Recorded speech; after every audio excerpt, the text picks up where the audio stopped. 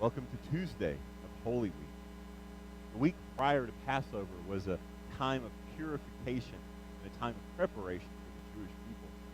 Before the Passover meal could be prepared, the home in which the meal was being held had to be thoroughly cleaned. Any scrap of leavening had to be removed from the house. That means everything that with yeast in it, any bread crusts, any cracker crumbs, any old pretzels under the refrigerator, all had to be removed. This cleansing of the house from leaven symbolized the cleansing from sin and unbelief that God desires to accomplish in every human's life. While the homes were being cleansed from leaven, the priests were busy in the temple as well. Every family or a group of families needed a lamb for the meal. And each of those lambs needed to be examined to make certain there was no blemish in the animal. The animal was offered as a sacrifice before it was served as the main course for the Passover meal. And every sacrifice had to meet the proper requirements handed down in the Torah. The priests would examine hundreds, even thousands of lambs prior to Passover. We need to keep this information in the back of our minds as we read our devotional for today. We will divide this large passage in Matthew's Gospel today into smaller pieces as we go along. The first part of our reading is found in Matthew 22, starting in verse 15. Then the Pharisees went and plotted how they might entangle Jesus in his talk. And they sent to him their disciples with the Herodians, saying, "Teacher, we know that you are true and teach the way of God in truth. Nor do you care about anyone, for you do not regard the person of men. Tell us, therefore, what do you think? Is it lawful to pay taxes to Caesar or not?" But Jesus perceived their wickedness and said, "Why do you test me, you hypocrites? Show me the tax money." So they brought to him a denarius. And he said to them, "Whose image and inscription is this on the coin?" And they said to him, "Caesar's." And he said to them, "Render therefore, or give therefore to Caesar the things that are Caesar's, to God the things that are God's." When they had heard these words, they marveled. They left him and they went their way. The first test, which was put to the Lamb of God, involves politics and religion. To put the test question another way, does God's kingdom have authority over the kingdoms of this world? The two groups of leaders mentioned are seeking to trap Jesus. If Jesus says taxes should be paid to Caesar, then the Pharisees are there, ready to denounce Jesus as a supporter of the Roman government. If Jesus speaks against the taxes, the Herodians, the ones who support Herod and therefore support the Roman government's involvement, the Herodians are ready to report Jesus to the soldiers who will arrest him. Will a blemish be spotted in the lamb? Jesus turns the question around by talking about image. If Caesar's image is on the coin, if the coin is Caesar, but recognize that God's image is stamped on every human spirit. Therefore, our proper response is to give ourselves fully to God.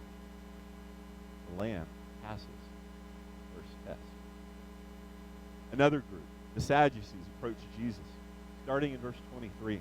The same day, the Sadducees, who say there is no resurrection, came to him and asked him, saying, "Teacher, Moses said that if a man dies having no children, his brother shall marry his wife and raise up offspring for his brother. Now there were with us 7 brothers. The first died after he had married, and having no offspring, left his wife to his brother. Likewise, the second also, and the third, even to the 7th. Last of all, the woman died. Therefore, in the resurrection, whose wife of the 7 will she be? For all had her." Jesus answered and said to them, "You are mistaken, not knowing the Scriptures, nor the power of God.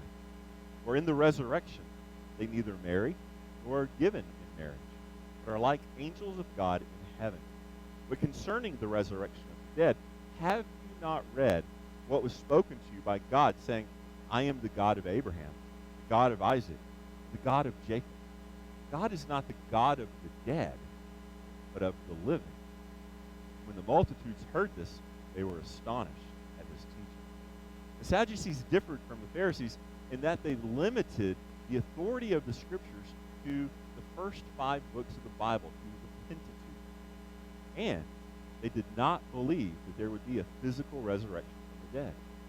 Because Jesus has been seen with many Pharisees, the Sadducees have decided that Jesus must be a Pharisee, and therefore not worth listening to. But Jesus turns their question around and demonstrates that whether or not we want to believe it, God has authority over every area of our lives. God is the God of the living, and as such, God's commands apply to every one of us, whether we want those commands to apply to us or not. The boundaries that God establishes are boundaries that affect us all. Once again, no blemish is found in the Lamb.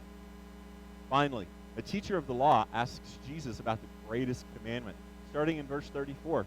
But when the Pharisees heard that he had silenced the Sadducees, they gathered together.